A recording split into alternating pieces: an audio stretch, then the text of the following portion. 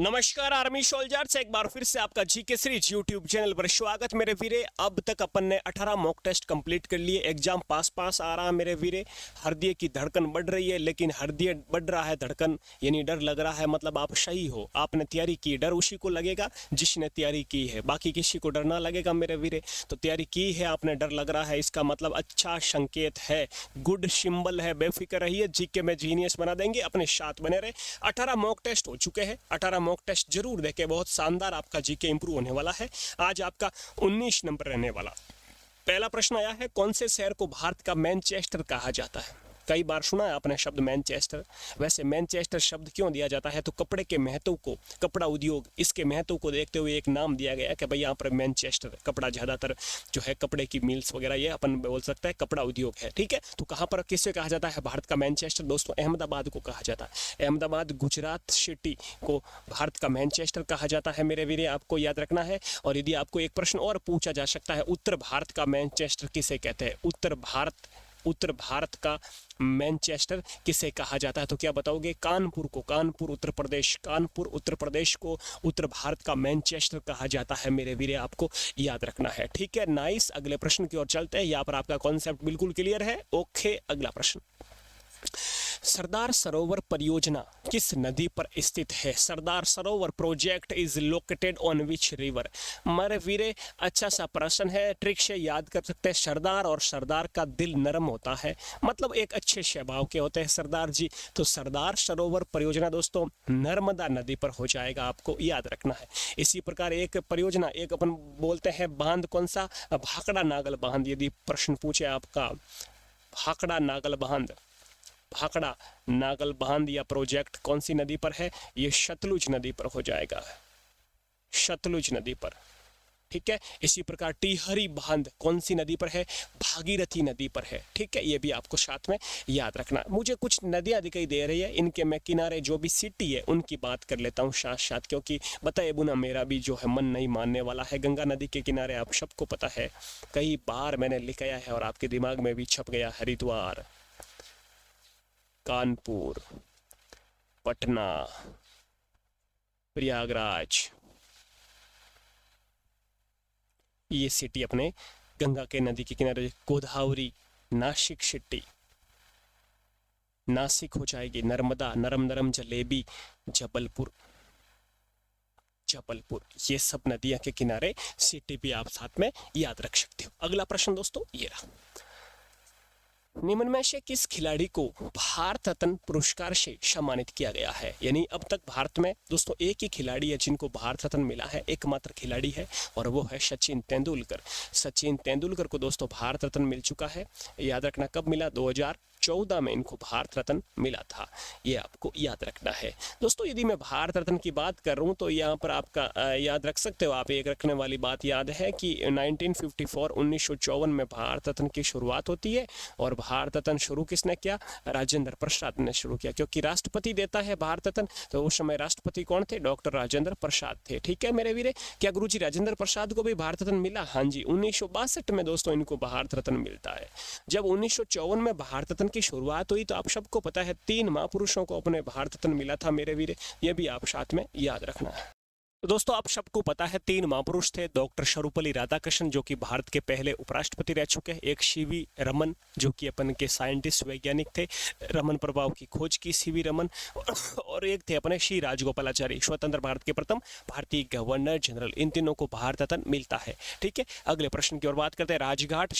राजघाट जो समाधि स्थल है दोस्तों, ये किसका है? ये महात्मा गांधी का, MG महात्मा गांधी का। ये कहाँ पर है ये पूछा है। तो दोस्तों राजघाट आपको पता होगा दिल्ली में, क्योंकि महात्मा गांधी मृत्यु, महात्मा गांधी शहीद कहां पर? दिल्ली में ही होते हैं, याद रखना आपको, दिल्ली में ये बना हुआ है राजघाट, आपको याद रखना है।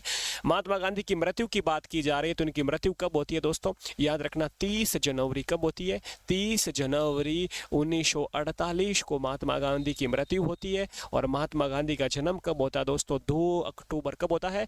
2 अक्टूबर 1869 को जन्म होता है, ये आपको याद रखना। पोरबंदर गुजरात में जन्म होता है, दिल्ली में इनकी मृत्यु हो जाती है, ठीक है, ये आपको याद रखना है। अगला प्रश्न, नोबेल पुरस्कार जीतने वाले पहले भारतीय कौन थे? दोस्तों नोबेल प्राइज की बात करें तो नोबेल प्राइज वैसे शुरुआत 1901 में होती है। कई बार मैंने हर मॉक टेस्ट में एक प्रश्न लेकर आया पुरस्कार का, आपके दिमाग में सबके छप चुका। 1901 में इसकी शुरुआत होती है। पहले नोबेल पुरस्कार प्राप्तकर्ता कौन थे मेरे वीर? रविंद्रनाथ टैगोर साहब थे। पंडित जवाहरलाल नेहरू साहब नहीं, राधाकृष्ण, डॉक्टर राधाकृष्ण को भी नहीं मिला। डॉक्टर सीवी रमन साहब को मिलता है 1930 में, आपको याद रखना है, भौतिकी का नोबेल पुरस्कार। और जो नोबेल पुरस्कार अपने रविंद्रनाथ टैगोर साहब, यहाँ पर आपका ऑप्शन बी करेक्ट हो जाएगा, इनको मिलता है 1913 में, आपको याद रखना है। साहित्य लिटरेचर का नोबेल पुरस्कार मिलता है। और लिटरेचर में इन्होंने क्या लिखा? तो साहित्य में इन्होंने दोस्तों गीतांजलि पुस्तक लिखी। कौन सी? गीतांजलि के लिए इनको दोस्तों नोबेल पुरस्कार मिलता है, आपको याद रखना है।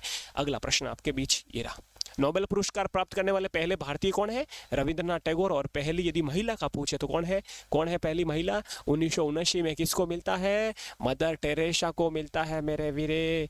मदर टेरेसा को पीस, शांति का नोबेल पुरस्कार मिलता है। आपके सामने अगला प्रश्न ये रहा, पहली बार वंदे मातरम कब गाया गया? वंदे मातरम वैसे क्या है? वंदे मातरम यानी कि आप कह सकते हो आपके जो है वंदे मातरम, एक तो जनगण मन होता है, जनगण मन राष्ट्रगान होता है। वंदे मातरम ये राष्ट्र क्या है? गीत है वंदे मातरम। ये किसके द्वारा गाया गया? बंकिम चंद्र चटर्जी ने लिखा है दोस्तों, आपको याद रखना। किसने लिखा? बंकिम चंद्र चटर्जी ने। लेकिन वंदे मातरम आपको याद रखना है, जो कांग्रेस का एक अधिवेशन होता है, कांग्रेस का दोस्तों एक अधिवेशन होता है, कलकत्ता अधिवेशन, कलकत्ता अधिवेशन, और वो होता है 1896 में। ऑप्शन बी करेक्ट हो जाएगा। 1896 में आपको याद रखना वंदे मातरम गाया गया, ठीक है। और यदि वंदे मातरम जो कि राष्ट्रगीत है, राष्ट्रगान जनगण मन कब गया? तो ये कांग्रेस का अधिवेशन था कलकत्ता का 1911, इसमें गाया गया, आपको याद रखना है, ठीक है मेरे वीरे। बाकी वंदे मातरम के रचयिता कौन है? बंकिम चंद्र चटर्जी। और राष्ट्रगान के रविंद्रनाथ टैगोर। अगला प्रश्न ये रहा, मौर्य साम्राज्य को किसने स्थापित किया? मौर्य साम्राज्य, स्टेबलाइज द मौर्य एम्पायर। तो दोस्तों मौर्य साम्राज्य को स्थापना चंद्रगुप्त मौर्य ने की। आपका ऑप्शन यहाँ पर ए करेक्ट हो जाएगा। चंद्रगुप्त मौर्य ने इसकी स्थापना की। चंद्रगुप्त मौर्य के दोस्तों आप सबको पता है पीएम थे कौन? चाणक्य थे। क्या नाम था उनका? चाणक्य। ये प्रधानमंत्री थे चंद्रगुप्त मौर्य के, आपको पता होगा। चाणक्य के प्रधानमंत्री कौन? चाणक्य कौन किसके प्रधानमंत्री थे? चंद्रगुप्त मौर्य के। चाणक्य की एक पुस्तक भी है दोस्तों, कई बार प्रश्न पूछा है। इनकी पुस्तक का नाम क्या है? अर्थशास्त्र, इकोनॉमिक्स, अर्थशास्त्र पुस्तक के लेखक कौन है? चाणक्य। और चाणक्य को ही किस नाम से पुकारा जाता है? चाणक्य को कहा जाता है कौटिल्य। चाणक्य को कहा जाता है कौटिल्य। विष्णुगुप्त, विष्णुगुप्त और भारत का मैकियावली भी कहा जाता है, आपको याद रखना। बहुत ही शानदार दोस्तों राजनीति के ज्ञाता थे चाणक्य, आपको याद रखना। अगला प्रश्न, सबसे बड़ा संविधान किस देश का? दोस्तों सबसे बड़ा लिखित संविधान की अपन बात करें तो अपने भारत का हो जाएगा भाई, ऑप्शन बी करेक्ट हो जाएगा, ठीक है। संविधान दिवस कब मनाया जाता है? यदि पूछे आपको प्रश्न की संविधान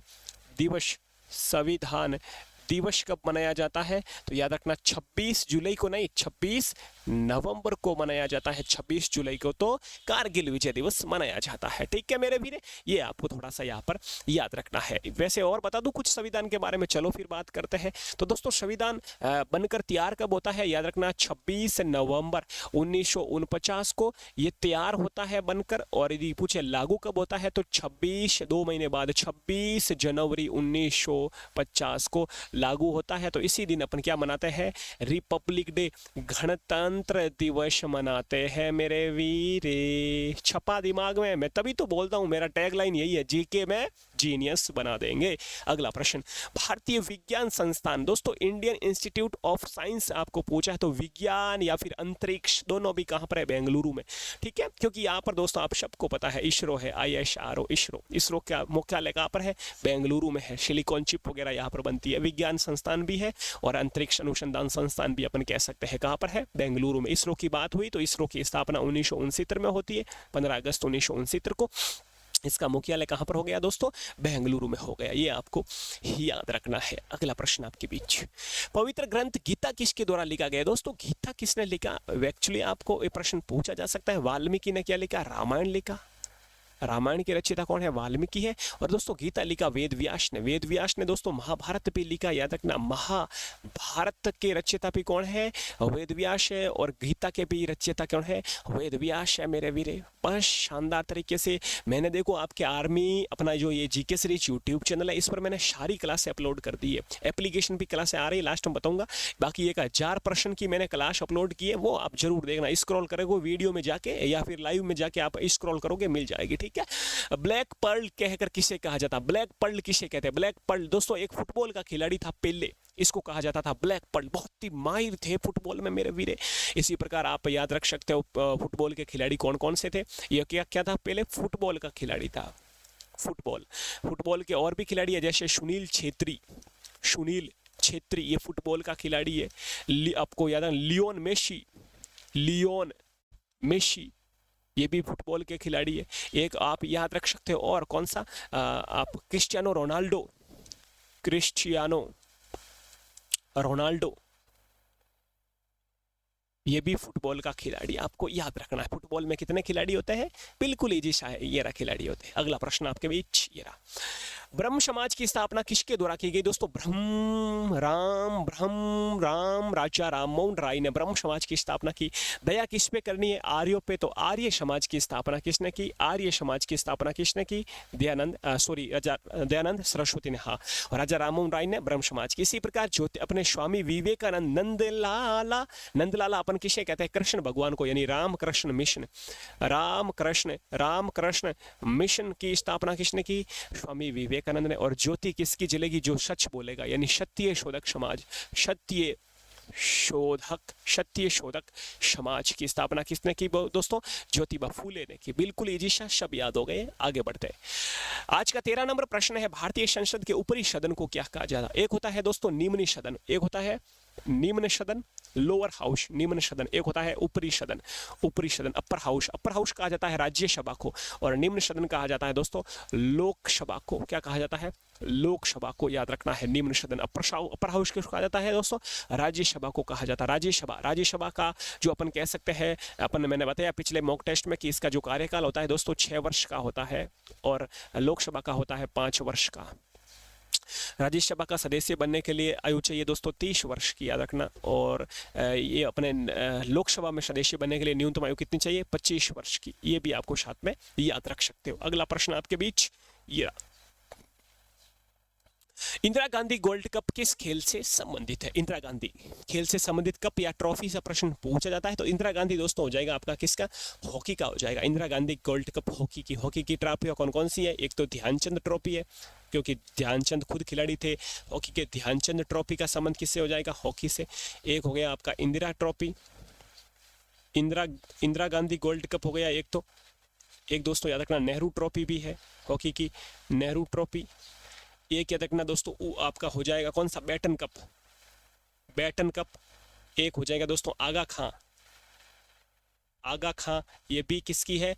हॉकी की है। क्रिकेट में कितने खिलाड़ी होते हैं दोस्तों? 11 खिलाड़ी होते हैं। हॉकी में कितने होते हैं? 11 खिलाड़ी होते हैं। और फुटबॉल में भी 11 खिलाड़ी होते हैं। बिल्कुल शानदार, ये मैंने क्लास अपलोड कर दी है वैसे ऑलरेडी अपने यूट्यूब पर, आप अपने एप्लीकेशन पर देख सकते हो पूरे खेल से संबंधित ट्रॉफी की। अगला प्रश्न, आज का लास्ट प्रश्न है, आपको इसका जवाब देना है कमेंट बॉक्स में। और इसका जवाब कौन देते हैं, देखते हैं किसकी क्या तैयारी है। तो और लास्ट में मुझे जरूर बताइए 15 में से आपके कितने प्रश्न अच्छे सही हो रहे हैं। इसका उत्तर आपको कमेंट बॉक्स में देना है। प्रश्न पूछा है, नालंदा विश्वविद्यालय किस राज्य में स्थित है?